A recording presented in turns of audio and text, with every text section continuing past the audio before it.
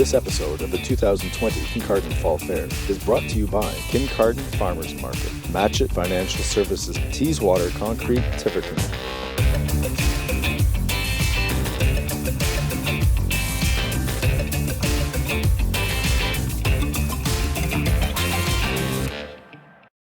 Hello, I'm Chef Ryan Robertson, and today we're going to make a locally inspired cream of potato soup. First, we're going to start with a little bit of olive oil. You can use any fat, really. Whatever your flavor preference is, that's fine with me. We're just going to take our oil, we're going to put it on some heat, we're going to get it nice and hot so we can sweat our vegetables.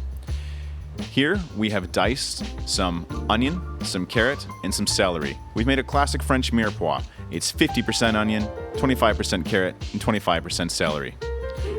We're going to stir that into our hot oil and get some instant sear action happening. You really want to hear the sizzle of your food as you put it into your oil.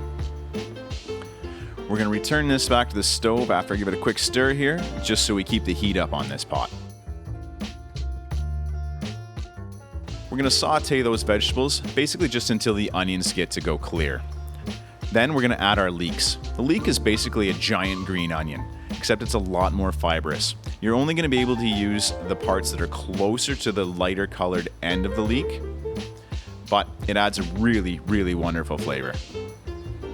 We're just going to stir that in and return it back to the heat. So we've taken a few minutes to cook our leeks down. We're going to add about 8 medium diced potatoes. We're going to stir that into our vegetables, getting everything all nice and mixed up and around. Just stir it through. You want that to be nicely mixed. You get the oil all over the potatoes and everything.